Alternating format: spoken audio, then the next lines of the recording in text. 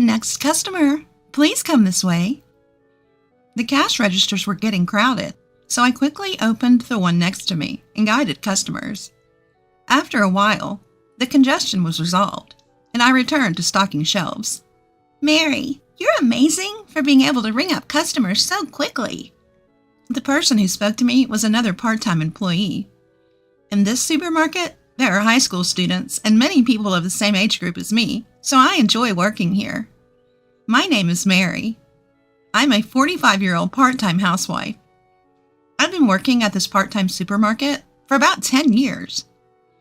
When my child entered elementary school, I decided to find a job and applied for a part-time position at a local supermarket that was recruiting. There were many housewives like me, and the manager is also a parent, so it's a good environment that understands child rearing. I've been working here for 10 years. Before I knew it, I became one of the oldest part-timers. There are more familiar faces among the customers, and many people greet me, and I get along well with other part-timers and part-time high school students. However, I never expected that something like this would happen. One day, we were told that our manager, who we all appreciated, was being transferred, and we were all disappointed. But the manager was transferred to the headquarters, which seemed like a promotion route. He was competent, so it was inevitable. Although it was a shame, we all congratulated him on his promotion and sent him off. The next manager was from the headquarters and did not know much about the field. No one mentioned it, but being a manager from the headquarters seemed like a demotion. He was nagging and incompetent, and the atmosphere in the store deteriorated. According to other part-timers, the president's wife seems to favor young, handsome managers. The manager probably thought that he could benefit from being liked by the president's wife. I often saw him talking to her. The new manager's reputation was bad, but the president's wife was the worst. She complained about every part-timer. However, she talked to male employees and high school boys working part-time with a sweet voice. Although we part-timers were dissatisfied, no one dared to complain to the president's wife. Eventually, some part-time housewives and student part-timers started quitting. Just as I started considering looking for another part-time job, I became the target of the president's wife. You've been working at the store for a long time, right? How about your child? Already a college student? Which college? I was surprised to be asked such a question suddenly. Yes, I've been working here since the previous manager. I didn't want to talk about my child, so I tried to dodge the question. Then the president's wife said this. You look incompetent. You probably didn't even go to a decent college, did you? That remark hit me in the heart. But just then, the register area got crowded, so I nodded to the president's wife and quickly got in line. Actually, I only graduated from middle school. I was bullied in high school. Tried my best to hang in there, but eventually couldn't go anymore and quit during the summer of my 3rd year. Since then, I'd been living as a part-timer, met my husband at a part-time job, got married, and lived in a world completely unrelated to educational background. But the president's wife seems to be the complete opposite of me. She brags about being a graduate of a prestigious university, even when nobody is listening. But for some reason, she stubbornly refuses to mention the name of the university. I thought it was strange, but since I wasn't particularly interested, I always let it slide. The president's wife probably had a preconception that housewives working part-time at a supermarket don't have high educational backgrounds.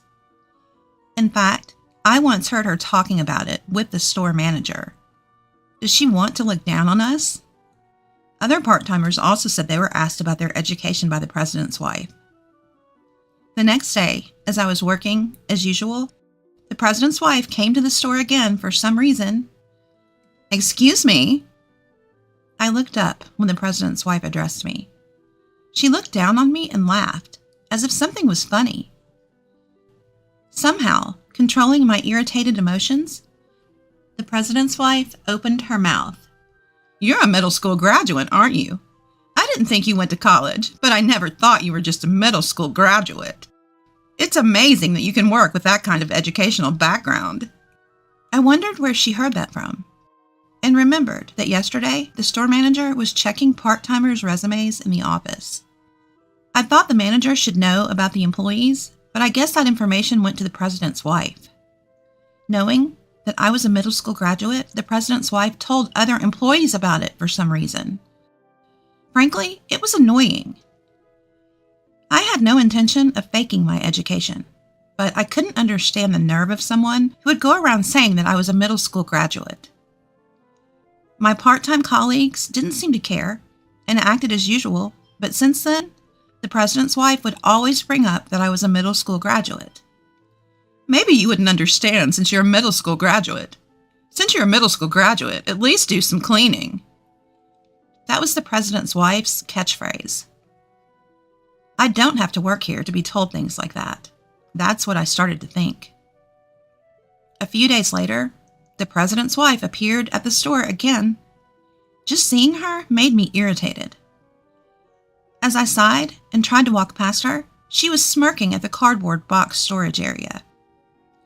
It was a place where we didn't go because the supplier would come to pick up the boxes. But for some reason, the president's wife seemed to be trying to make me clean it up on purpose. She said, "People like you should be covered in garbage. You bottom-dwelling middle school graduates are just salary thieves." This was the back room, away from the customer's eyes.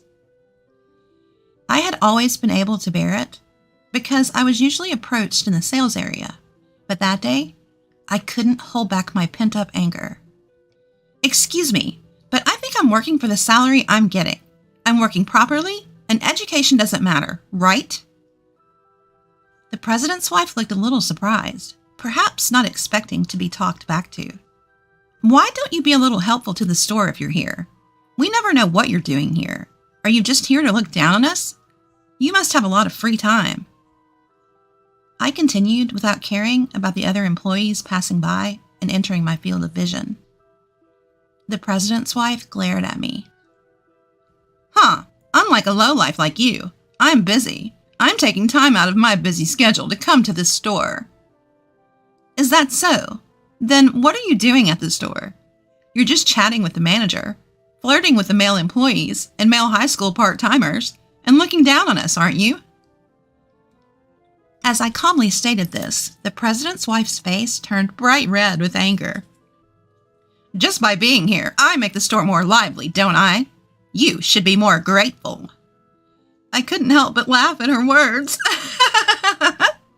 Do you really think that? None of us employees or customers think that way. It's interesting how there are people who have educational backgrounds but are useless in the field. I vented all the resentment I had been harboring from being looked down on. The president's wife must not have expected to be told such things. She could only come up with cliched retorts. "Do you think you can work here after talking to me like that?" So I responded without hesitation. "Then I'll quit." The president's wife laughed at me mockingly. "It'll save on our labor costs." I returned the smile. "Yes, that's right. Good for you." I then headed to the locker room. When I entered the locker room, the part-timer who had passed by the scene earlier was there, and I told her everything that had happened. "Mary, are you quitting?" She was sad because we had been working part-time together for years. Ever since the manager changed, it hasn't been fun, and it's like we're only working out of obligation, right? Many people have quit, but they don't hire more staff because it's a waste of labor costs. So our workload keeps increasing. I can't do it anymore. I guess that's true. I left the locker room and went to where the manager and president's wife were talking. Then, that's a quick story. Seeing me, the president's wife laughed. "I heard that the junior high school graduate is quitting here. I wonder if there's a place for a junior high school graduate to work." The manager also laughed, so I told them off. "Even if I have nowhere else to work, I won't come back here. I'll return the uniform next week. Thank you for everything." I felt strangely refreshed as I left the supermarket. The following week, when I went to return my uniform, the store was noisy. The manager seemed to be getting scolded by several customers. There seemed to be a commotion near the cash register. Maybe there was a mistake in the transaction. The customer's anger seemed extraordinary. However, there was nothing I could do since I had already quit, so I went to the office to leave my uniform. As I approached the office, I heard the president's wife's voice. Reluctantly, I opened the door and saw the former manager there as well. "Manager!" Even though he was now working at the headquarters and not as the manager, I accidentally called him that out of habit. The former manager seemed to have been talking to the president's wife, but she quickly left the office. "What happened at the register? There seemed to be some trouble." The former store manager tells me that there have been a series of complaints at the store lately. It seems that after I quit, other part-timers and part-time students all decided to quit at once. The manager was apparently working on the sales floor, but he didn't know how to stock shelves or operate the register, so he received complaints from customers. Today's incident involved the president's wife, who was talking to a male employee on the sales floor, and a customer mistook her for an employee and asked her a question. "I don't know anything about that." The president's wife apparently brushed the customer off. The manager then appeared and accidentally revealed that she was the president's wife, making the situation worse and causing more complaints, while the register area became very crowded. At this time, all the part-timers had quit, so employees and the manager who don't usually work at the register had to do so, and there were many mistakes. The register was so slow that customers started getting irritated, and it seemed the manager was being scolded. The former store manager asked me why I quit, so I answered honestly. He then told me that he heard that the president's wife did not graduate from college. He didn't know the details, but had heard she was a high school graduate. So what was that educational condescension about? Could it be that the president's wife is looking down on people with the delusion that she is highly educated? That made her seem even more dangerous. 2 weeks later, the supermarket where I used to work was deserted. It was unusual for so few customers to be there at this time. Well, it's not surprising after all those complaints, as I was thinking that, I was approached from behind. It was the former store manager. After exchanging greetings, he told me about a new store opening 1 station away. "Mary, would you like to work there?" It seemed an employee the former manager had trained was being promoted to the new store manager. I could trust that person. I nodded and contacted my former part-time friends. When my part-time job at the new store was confirmed, some of my former part-time friends were there too, which made me feel relieved. The manager was understanding, and I felt like I could get along well with the other employees and new part-timers. The new store tried something different, handling local side dishes and bread, which was well received by customers. I began to see familiar faces from the previous store, and the new store had a successful start. According to the employees, the old store was very quiet, and the manager was scolded quite a bit at the head office meetings. Many people quit soon after being hired as part-timers, and there was always a shortage of staff. I found a new part-time job quickly, and since I was able to work happily like before, I thought everything was settled. However, about a month after starting work at the new store, the president's wife appeared before me. Well, she's the president's wife, so it wouldn't be strange for her to be at any store. But she seemed to have come specifically to see me.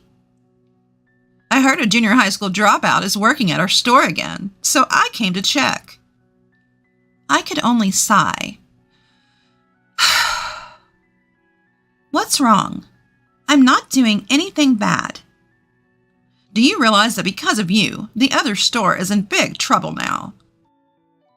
Why is it my fault? I didn't do anything wrong.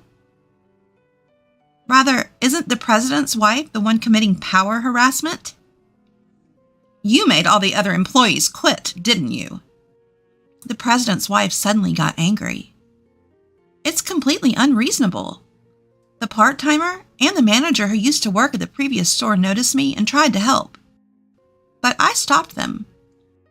I, a middle school graduate, can't make all the employees quit.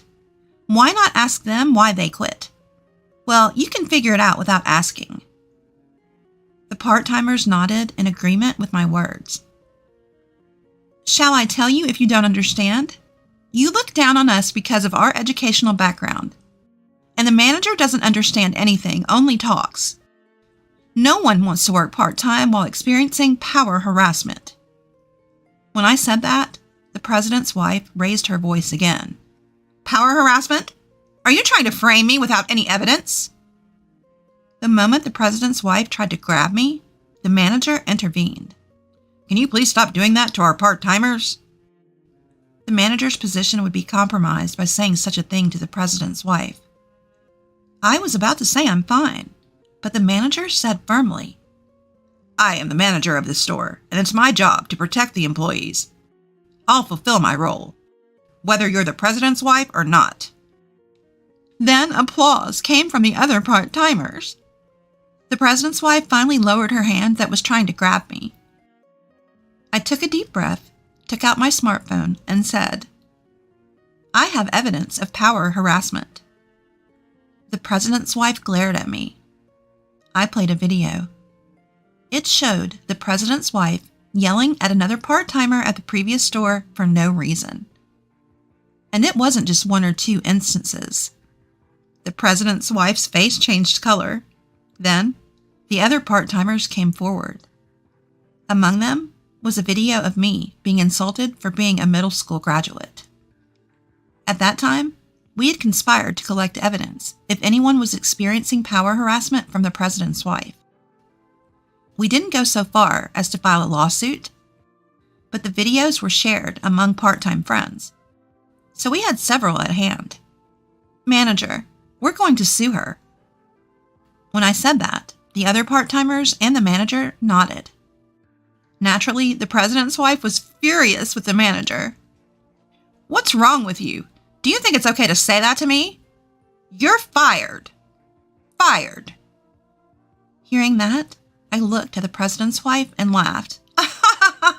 Oh, I recorded that too, so we'll protect the manager who protected us.